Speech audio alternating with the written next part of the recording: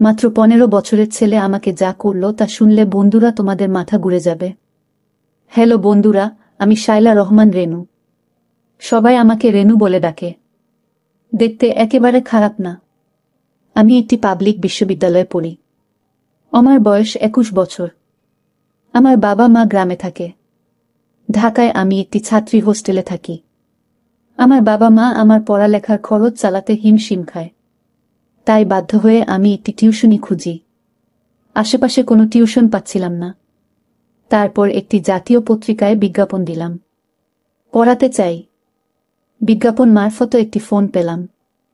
একজন বয়স্ক লোক বলল, আমার ছেলেকে পড়াতে পারবেন? 10ম শ্রেণীর ছাত্র। আমি বললাম, জি আঙ্কেল, পারব।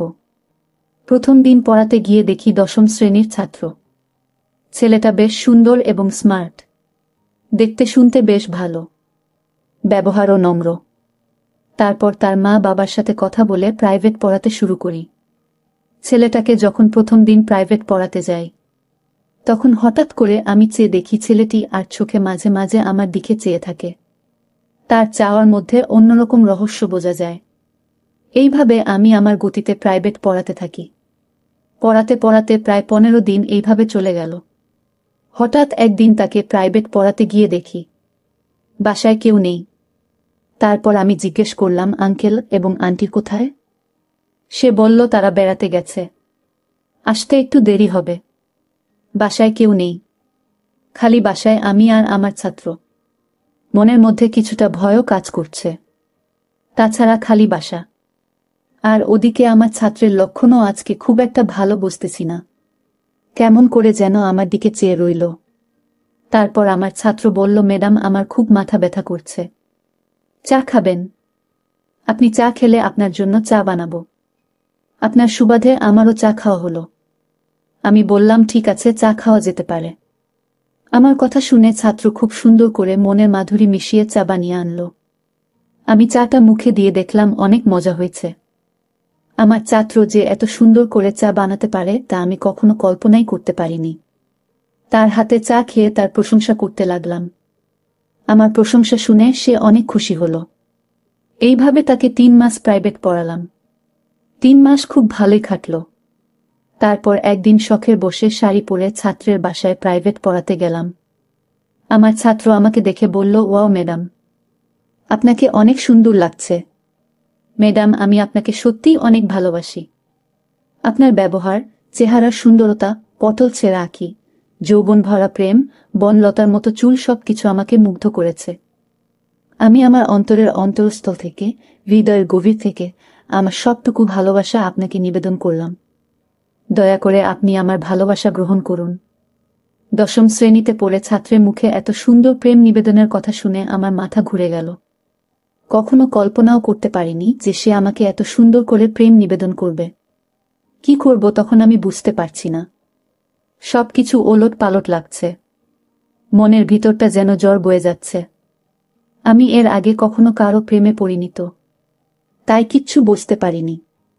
তার কাছ থেকে এইসব কথা শুনে কেমন জানি নিজের মধ্যে উতাল পাতাল হাওয়া বয়ে যাচ্ছে।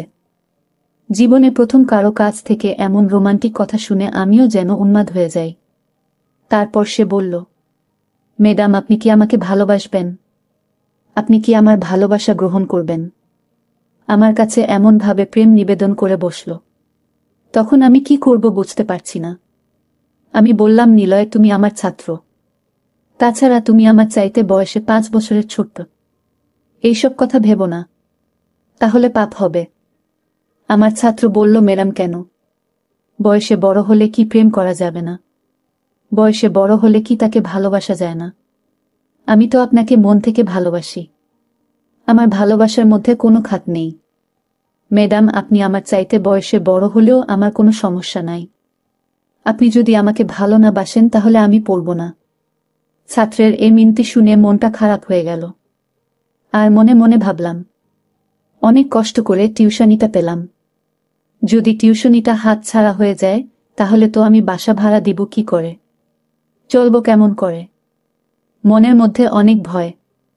যদি এখন আমি তার প্রেম নিবেদন না করি তাহলে হয়তো বা আমার টিউশনিটা বাদ হয়ে যাবে। নিলয় তার বাবাকে অলট পালট কিছু বোঝাবে। এইসব চিন্তা ভাবনা করতে করতে বাসায় চলে আসলাম। বাসায় আসতেই নিলয় আমাকে ফোন দেয়। ম্যাডাম কেমন আছেন? বাসায় গেছেন? খাওয়া দাওয়া করছেন? কি খেয়েছেন? আমি বললাম হ্যাঁ খেয়েছি। তুমি খেয়েছ? আমি বললাম জি ম্যাডাম, খেয়েছি। আগামীকালকে কোথাও ঘুরতে যেতে মন চাইছে। ম্যাডাম চলুন কোথাও থেকে ঘুরে আসি। আমার খুব ঘুরতে ইচ্ছা করছে। ম্যাডাম বলল কোথায় যাবা? আমি বললাম নন্দন পার্ক। ম্যাডাম নন্দন পার্কের কথা শুনে অনেক খুশি হল। ম্যাডাম আমার সাথে ঘুরতে যেতে রাজি হল। তারপর ম্যাডামকে নিয়ে নন্দন পার্কে গেলাম ঘুরতে। সেখানে অনেক কপতি হাত ধরে চলা, বসে আড্ডা মারা, এসব দেখে আমি ছাত্রের প্রতি আরও ইমোশনাল হয়ে পড়ি। সেও আমাকে বিভিন্নভাবে তার প্রতি দুর্বল করার চেষ্টা করে। এইভাবে অনেক আনন্দঘন মুহূর্তে এই দিনের সময়টা কাটল।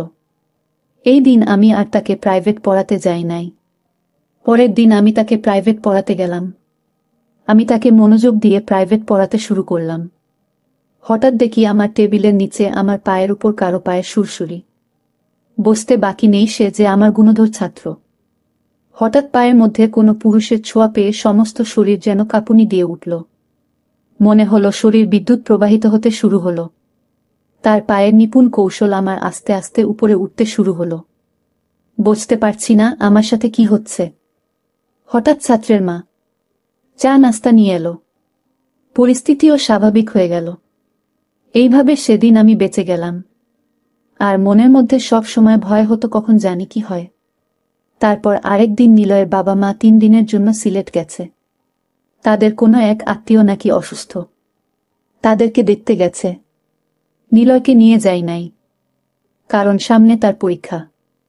এই 3 দিনটা নিয়ে আমার খুব ভয় ছিল। আর মনে মনে ভাবি নিলয় আমার জন্য যে পাগল জানি না। এই 3 দিন খালি বাসা পেয়ে নিলয় আমার সাথে কি করে। মনের মধ্যে আতঙ্ক নিয়ে তাকে প্রাইভেট পড়াতে যাই। এই 3 দিন প্রাইভেট পড়াতে গেলাম চাচ্ছিলাম।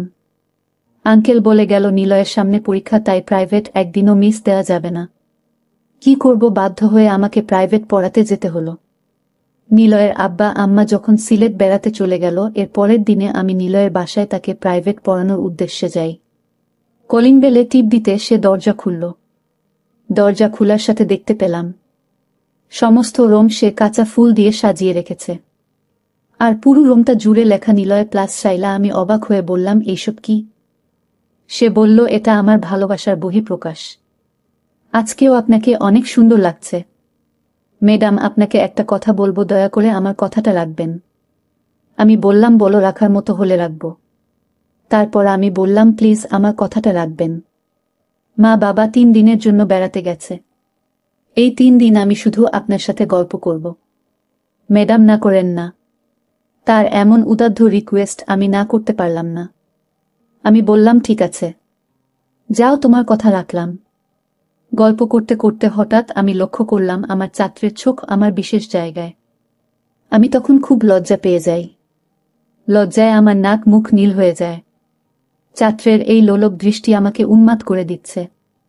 কতক্ষণ নিজেকে ধরে রাখা যায়? মোমের পাশে আগুন জ্বালালে মোম কতক্ষণ শক্ত থাকতে পারে? ঠিক আমার অবস্থাও তেমন হতে লাগল। আমি ধীরে ধীরে তার প্রতি আকৃষ্ট হতে শুরু করলাম। তারপর সে আমাকে বলে, ম্যাডাম, একটি গান আমার খুব প্রিয়, আপনি গানটি শুনতে থাকুন, আমি আপনার জন্য চা করে নিয়ে আসি। আমি বললাম আচ্ছা। গান শুনতে শুনতে হঠাৎ এমন একটি ভিডিও আমার সামনে এলো যা দেখে আমার সব ভিজতে শুরু হলো, চরম পর্যায়ে আসতে শুরু হলো। বুঝতে পারছি না এখন কি করব। এই ভিডিওটা দেখে আমার আবেগ শতগুণ বেড়ে গেল। সে আসতেই আমি ভিডিওটা বন্ধ করে ফেলি।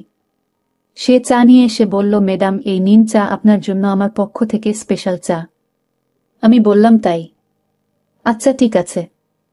চায়ে মুখ দিয়ে দেখি, বাহ, অনেক সুন্দর চা বানিয়েছ, যার জন্য তোমাকে অনেক ধন্যবাদ। সে বলল, ম্যাডাম শুধু কি ধন্যবাদ? আমি বললাম আর কি দিব, আমার কাছে তো দেওয়ার মতো কিছু নাই। আমি বললাম, ম্যাডাম একটু ভেবে দেখুন, অনেক কিছুই আছে। এই বলে সে ভিতর থেকে কি যেন আনতে গেছে, আর আমি চা খাচ্ছিলাম। হঠাৎ পিছন থেকে আমার কাঁধের উপর কারো হাতের ছোঁয়া অনুভব করি। হাতের ছোঁয়া পেয়ে আমার মনে হলো যেন সমস্ত শরীরে অনুভূতির জ্বর বইতে শুরু হলো। আমি পিছনে ফিরে দেখি, আর কেউ নয়, সে আমারই গুন্ধর ছাত্র। তারপর সে আস্তে আস্তে তার হাতে এবং অন্যান্য প্রত্যঙ্গের গতি বিভিন্ন কৌশলে কাজে লাগাতে লাগল। আমি তো তার কৌশল দেখে অবাক। মাত্র ক্লাস 10-এ পড়ে একটা ছেলে কি করে এত কৌশলে একটা মেয়েকে বশ করতে পারে, একটা মেয়ে আবেগের জোয়ারে ভাসিয়ে দিতে পারে। অবশেষে তার কৌশলের কাছে আমি হার মানলাম। মাত্র ক্লাস 10-এ পড়ে ছেলের কৌশলের মার খেয়ে আমি খুশি হয়ে যেন আমি আনন্দে ভাসতে শুরু করলাম। কিভাবে কি হয়ে গেল আমি বুঝতে পারলাম। প্রায় 3 ঘন্টা বিনোদনের পর আমি উঠে দাঁড়ানোর চেষ্টা করলাম, কিন্তু পারলাম না। অনেক কষ্ট হচ্ছে, মনে হচ্ছে যেন আমার উপর দিয়ে কাল বৈশাখী জড়ো হয়ে গেছে। খুব কষ্ট করে আস্তে আস্তে বাসায় আসলাম। তারপর 3 দিন পর্যন্ত আর বিছানা থেকে উঠতেই পারছিলাম না। আর মনে মনে ভাবলাম, এত ছোট্ট একটি ছেলে কিভাবে এত কৌশল জানে। তার কৌশলের মায়ের পেছে আমি যেন লণ্ডভণ্ড হয়ে গেছি। অনেক কষ্ট করে প্রায় 1 সপ্তাহ পর আমি সুস্থ হয়ে পরের দিন আবার টিউশনি পড়াতে যাই। সে আমাকে দেখে বলল, কি ম্যাডাম, কেমন দিলাম সেদিন? আমি লজ্জায় কথা বলি না, মুখ লাল হয়ে গেছে। তারপর সে আস্তে আস্তে আবার আমার সাথে এই রকম আচরণ করে। আমি বাধ্য হয়ে তাকে দিতে হতো। মনে মনে ভাবতাম, নষ্ট হয়েছি, একজনের দ্বারাই হই।